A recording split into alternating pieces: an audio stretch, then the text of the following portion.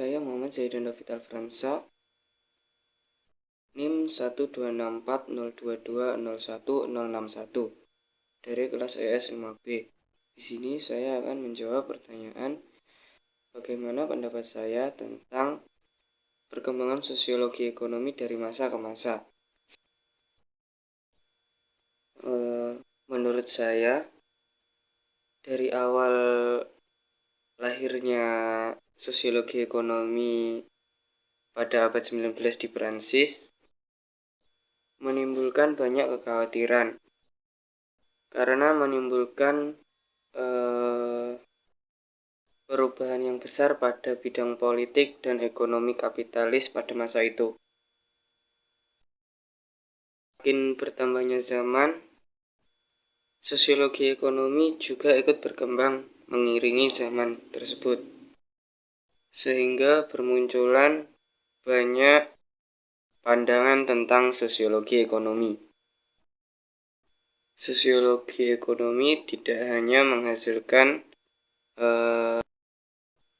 studi-studi tentang konstruksi sosial, tindakan ekonomi, dan institusi-institusi, tetapi juga dapat menghasilkan pandangan dan alat analisis yang baru dalam menjelaskan fakta-fakta ekonomi secara berbeda. Selanjutnya adalah pertanyaan nomor 2, yaitu jelaskan paradigma sosiologi ekonomi yang terjadi saat ini di lingkungan sekitarmu atau di Indonesia secara umum. Menurut saya, paradigma sosiologi ekonomi di negara Indonesia kurang rasional karena kebanyakan masyarakat Indonesia lebih mementingkan harga atau gengsi dari barang tersebut, bukan dari fungsi barang tersebut. Lebih ke irasional atau tidak rasional. Contoh, tas yang bermerek mahal akan dipandang lebih di negara Indonesia atau sekitar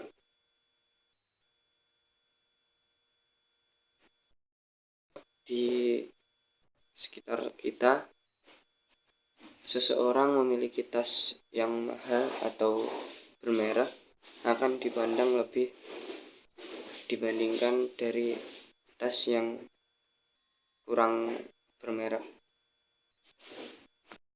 Selanjutnya adalah pertanyaan nomor 3.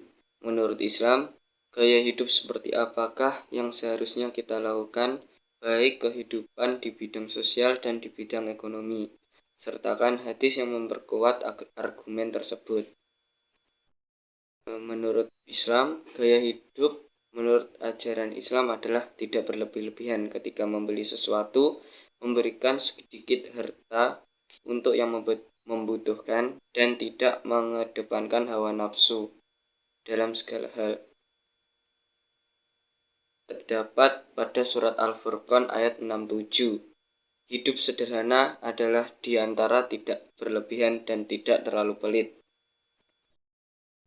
Quran surat Al-Furqan ayat 67 memiliki arti, dan termasuk hamba-hamba Tuhan yang maha pengasih, orang-orang yang apabila menginfakkan harta, mereka tidak berlebihan dan tidak pula gigir di antara keduanya secara wajar. Juga, gaya hidup yang berfoya-foya merupakan gaya hidup yang bertentangan dengan ajaran Islam, dan kegiatan tersebut lebih mengarah pada hal yang merugi. Dijelaskan dalam surat Al-A'raf ayat 31, yang artinya, hai anak Adam, pakailah pakaianmu yang indah di setiap memasuki masjid, makan dan minumlah, dan janganlah berlebih-lebihan. Sesungguhnya Allah tidak menyukai orang yang berlebih-lebihan.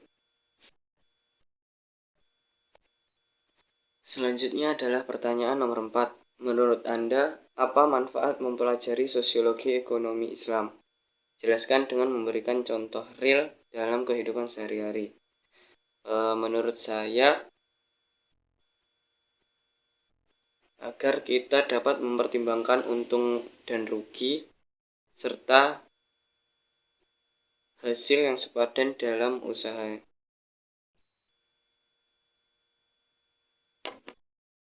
Dan agar kita dapat berpikir secara rasional berdasarkan memandang fungsi barang dan jasa,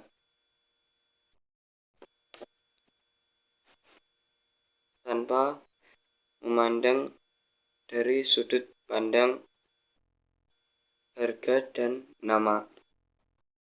Contoh, jika kita butuh tas ransel, beli ransel yang kita butuhkan, seperti untuk membawa laptop ataupun buku. Tidak perlu membeli tas yang mahal dan ternama agar dipandang.